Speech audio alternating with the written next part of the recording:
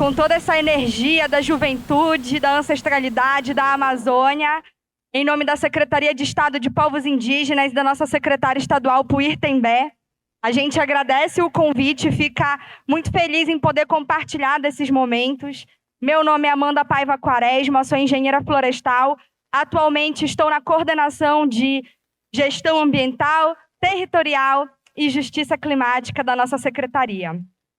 Bom, antes de qualquer coisa, contar um pouquinho para vocês da nossa secretaria, que é um bebezinho recentemente criada na estrutura institucional do governo do estado do Pará. Nós temos apenas alguns meses de funcionamento.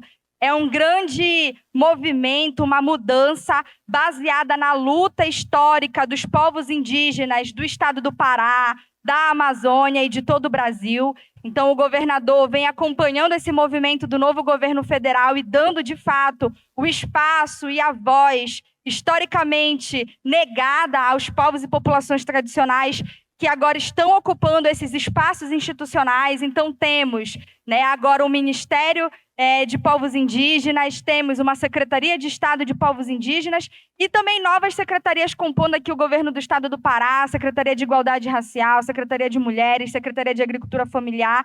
Então, vamos aproveitar e ocupar esses espaços, como diz o pessoal do MST, um dos maiores movimentos sociais da América Latina, quiçá do mundo, ocupar, produzir e resistir. E lembrar que não foi um presente do governador ou um presente do presidente da República, mas esses espaços eles foram conquistados através de muita luta, de muita mobilização. Então, a gente tem diversos movimentos indígenas organizados no estado do Pará, na Amazônia, no Brasil inteiro e fora dele também, que criaram um cenário político favorável e hoje estamos aqui buscando ocupar.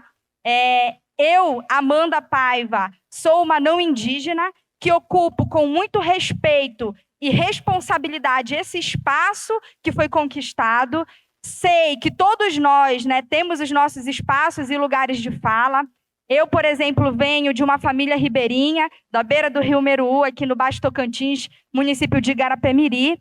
E todos nós temos, então, essa ancestralidade, essa carga que nos coloca, então, a responsabilidade maior na ocupação desses espaços. E aqui hoje a gente está para falar de defesa dos territórios, falar das áreas protegidas e o papel que elas cumprem no processo de garantir a manutenção da sociobiodiversidade amazônica em prol aí da saúde, não só a nossa, mas claro, a nossa em primeiro lugar, mas do mundo todo. E é uma coisa importante da gente começar falando, viu? Todo mundo, agora principalmente com essa história de COP30 aqui em Belém, todo mundo vem com uma ideia, uma proposta para a gente salvar a Amazônia, muitos aliados, muitos parceiros, e a gente fica muito feliz de ver a valorização que o nosso território tem tomado, as proporções, todo mundo se mobilizando. E aí pensar a COP30 não como um evento, mas como um processo em que a gente tem que ser protagonista, a gente tem que estar ali construindo a história com as nossas próprias mãos. Mas aproveitar esse momento para ressaltar uma coisa muito importante.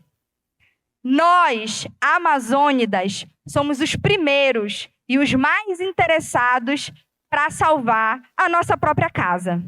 Então, nós, amazônidas, também temos que estar ocupando os espaços institucionais, ocupando esses espaços de debate de ideias, de construção de ações e propostas, de captação de recursos, de mobilização de pessoas, enfim. Porque a cabeça pensa aonde o pé pisa. E aqui nós temos diversas pessoas muito qualificadas, não só tecnicamente, que através da educação saem dos territórios ou conseguem receber essa educação nos territórios, se qualificam, mas, além disso, esses profissionais, eles têm o que profissionais de fora não têm. Eles têm o sangue amazônico correndo nas veias. Eles têm o conhecimento científico, prático e ancestral de como é a dinâmica do nosso próprio território. Então, qualquer proposta para a gente pensar o desenvolvimento sustentável, a proteção do nosso território, a conservação da nossa sociobiodiversidade, ela tem que perpassar necessariamente por um espaço de construção onde nós, amazônidas, estejamos no protagonismo dessa construção. Então, é importante a gente deixar sempre registrado, sempre colocar, né, essa fala não como um bairrismo, não como uma postura de não agregar os parceiros nesses processos de diálogo e de construção, mas de saber que nós estamos ocupando e vamos continuar avançando para ocupar ainda mais espaços institucionais, formais ou não formais, para construir, né, a nossa história com as nossas próprias mãos. E aí, aqui atrás de mim tem um pequeno vídeo que retrata para vocês um pouco do que significa a gente ter territórios protegidos e demarcados na Amazônia. Essa aqui é uma imagem de satélite ao longo de alguns anos que fala de um território indígena. A gente colocou aqui o exemplo do território do povo Suruí. E vocês podem observar que com o passar dos anos e o avanço de atividades que vão modificando a paisagem aqui da floresta, a linha, que para a gente aqui é muito visível, mas no território é uma linha invisível, né? A linha que separa o que é o território protegido do restante do território, ela é o que segura o avanço para que essa vegetação, essa biodiversidade, essa fauna, essa flora e essas pessoas que estão aqui nesse território continuem protegidas. Aqui a gente consegue acompanhar o quanto a Amazônia ainda é pensada como um espaço para desenvolver atividades que geram produtos agroexportadores. Então, durante muito tempo, a Amazônia viveu ciclos econômicos baseados na extração de recursos naturais. E tudo bem, nós somos a maior floresta tropical do mundo. Nós temos muitos recursos e a gente tem tecnologia hoje para a utilização desses recursos. Mas qual é a diferença entre a gente fazer essa utilização e construir esses ciclos, deixando geração de renda, desenvolvimento, acesso à educação, à cultura, à saúde, ao esporte, a lazer para a nossa população, ao mesmo tempo em que a gente mantém a paisagem sem precisar fazer uma alteração tão brutal dessa paisagem, onde a gente tira a vegetação, onde a gente mata os animais porque tira o seu abrigo e alimento, e onde a gente altera significativamente a dinâmica das pessoas que também estão ali naquele território. Porque hoje, como a gente está vivendo um espaço de muitas disputas de ideia, disputas de projeto, é importante a gente falar em sociobioeconomia. O que é a sociobioeconomia? É a gente conseguir utilizar todos os ativos que a floresta nativa, tropical, amazônica, em toda a sua riqueza pode oferecer para a gente. E aí a gente pode pensar em mais de 50, 100 espécies florestais que podem gerar produtos, subprodutos e serviços, alavancando a economia do Estado, sem precisar fazer a alteração dessa paisagem, sem precisar desmatar, sem precisar abrir grandes clareiras, sem precisar fazer o afugentamento de fauna, ao mesmo tempo que essa atividade pode ser muito bem realizada, como já é há muitos anos, pelas populações tradicionais, pelas populações que já estão no território e que já são as detentoras do conhecimento. Quem é que vai ensinar para o senhor como é que faz o manejo do pirarucu lá no lago? É o engenheiro de pesca que foi formado numa universidade da capital? Pelo contrário, eu como engenheira florestal, quando tenho a oportunidade de trocar conhecimento, né, de ter esse momento com as populações nos territórios, eu muito mais aprendo. Porque a gente, de fato, precisa começar a tratar a sociobioeconomia também como um espaço de reconhecimento e valorização desses conhecimentos tradicionais que conseguem produzir esse tipo de efeito aqui. que conseguem garantir que aqui dentro você está tendo fauna viva, flora viva se reproduzindo e pessoas que também conseguem se reproduzir, conseguem trabalhar, conseguem gerar renda a partir de produtos florestais não madeireiros e madeireiros também. A gente tem o manejo florestal comunitário familiar. E a gente consegue manter o território vivo, a floresta em pé, os rios fluindo e as pessoas felizes.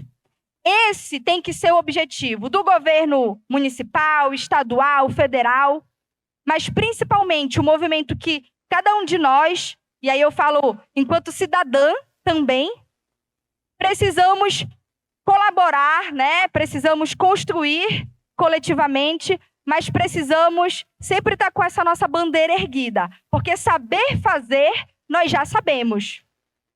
Então, o que a gente precisa nesses espaços aqui é dizer onde estão os nossos gargalos, quais são os problemas que impedem a gente a garantir que o mesmo modo de produção e reprodução da vida que mantém a floresta em pé aqui pode ser aplicado aqui também, para que a gente possa continuar a ser a maior floresta tropical do mundo, para que a gente não perca esse título nunca, até porque se a gente perde o título, a gente perde a nossa casa também. E o que a gente precisa é respostas a esses gargalos.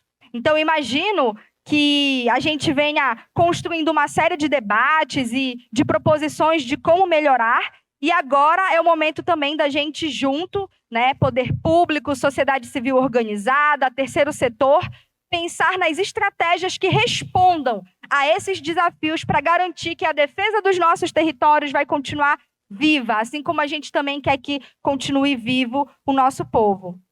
E esse é um exemplo da Terra Suruí, mas, por exemplo, hoje na hora do almoço eu parei rapidinho com a minha neném, estava dando comida para ela e, infelizmente, uma reportagem não muito positiva de alguns territórios indígenas nossos na região lá do Sul e Sudeste, São Félix do Xingu, hoje foi uma matéria de muitos minutos no Jornal Liberal, primeira edição. A gente passou por um processo de desintrusão de um território indígena, o Alto Rio Guamá. Não sei se todos acompanharam, mas, né, a gente tem a demarcação que já é difícil de fazer, né? Quando a gente consegue que o Estado reconheça que aquele território pertence historicamente àquela população e que isso deve ser respeitado e as condições para esse povo estar ali no território e desenvolver, né, os seus modos de vida tradicional, já não é fácil. Mas a gente tem a situação de que quando isso acontece, essa pressão aqui nas bordas, nessa linha invisível, ela não respeita, ela não está nem aí. E ela acaba entrando nos territórios com essas atividades que degradam, atividades que alteram a paisagem, atividades, em sua maioria, ilegais, seja de desmatamento para pecuária, para soja, para extração ilegal de madeira, para mineração, enfim. E aí você tem, além de uma paisagem, de um território ameaçado, né, aquele ecossistema sendo destruído, você tem populações não indígenas, por exemplo, se você está falando de um território indígena, ou não quilombolas, quando você está falando de um território quilombola, enfim, que adentram nessa área.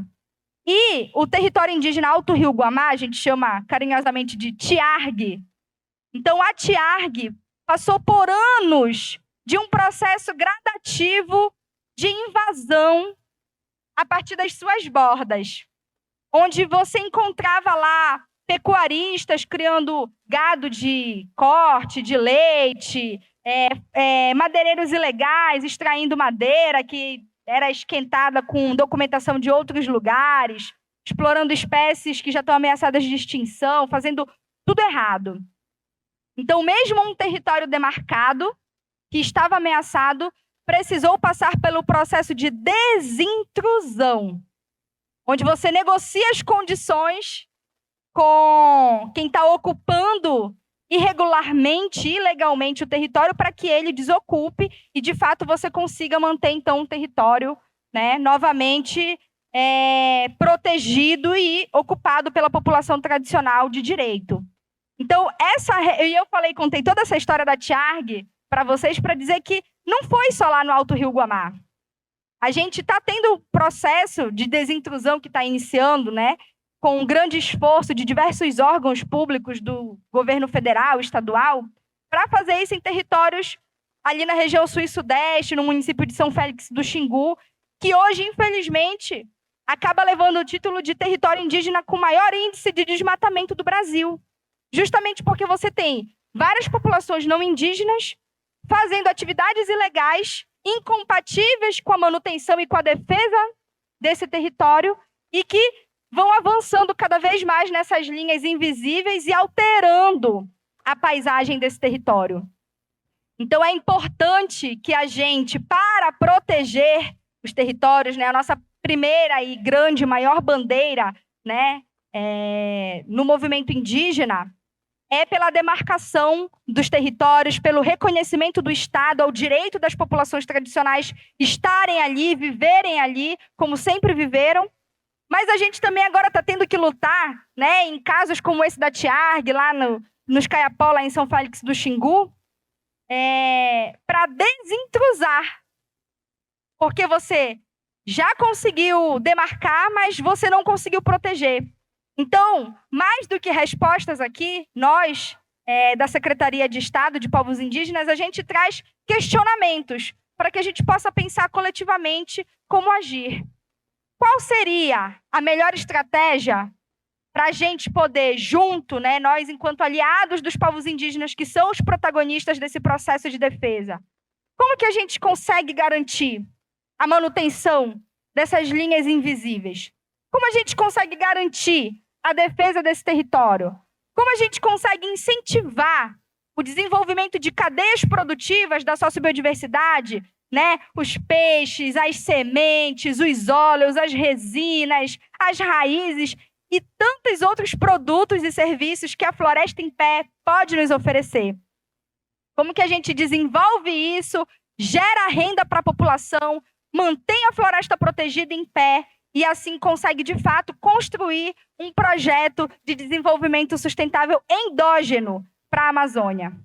E aí basta a gente olhar para o nosso passado, olhar para a nossa ancestralidade e pensar também com as ferramentas que o presente nos apresenta, que eu tenho certeza que nesse processo de protagonismo, de construção coletiva que todos nós estamos envolvidas e envolvidos, a gente vai conseguir chegar nessa resposta juntos e vai conseguir manter a Amazônia viva, a floresta em pé, os rios fluindo e a nossa gente feliz. Obrigada.